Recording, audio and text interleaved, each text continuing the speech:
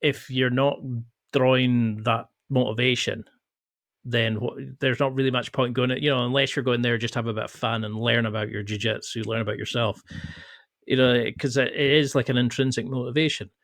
And a lot of people don't do that. They go there because they think they're going to be the best and then compare themselves so that they get beaten and stuff, rather than going there and, like you're saying, knowing that you need to be there in great shape. You need to be training hard.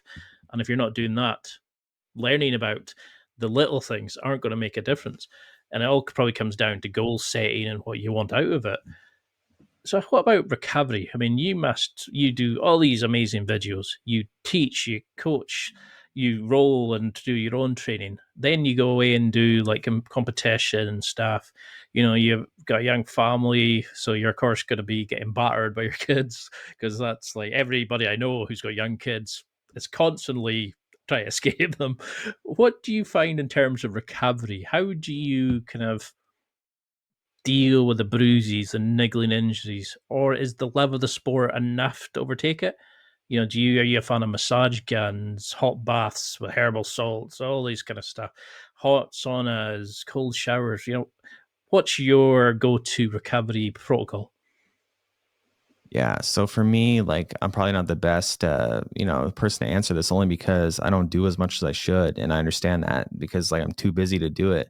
And it kind of just comes down to like, you got to do what you got to do anyways. It's like, hey, you can't like all these things 100% help, but if you got to get the job done, you got to like sacrifice and you got to be doing things even if you don't feel like doing it, which, you know, is just part of life. But definitely optimally, massage guns aren't like the best, to be honest. Like I've heard a lot of things saying that they're kind of useless, but like ice baths certainly can help, especially with your testosterone and your recovery and stuff like that. I need to start doing more ice baths. I need to start taking better care of myself 100%.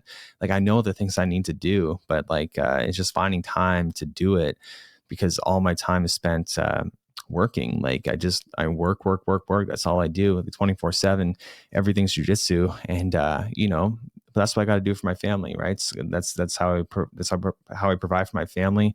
And, that's just a sacrifice you make as a father and, as a man. So like, that's just the way it is. Like, but definitely, I would like to treat myself better and recover better and but more, it's usually small things that are free, like anything for recovery that you need to spend money on probably isn't going to be your best use of your time and money. Like all these things are free to actually truly recover. Like being like stress relief is like so important. That's like the main one, not being stressed. Because again, you can't recover if your body's in a state of stress. It's just the way it is. You're either in a parasympathetic state or a sympathetic state, and which basically means either stressed or recovering. So there's only two, yeah, it's binary. There's only two. So I would recommend people reduce their stress and, take care of their body, get enough, eat right.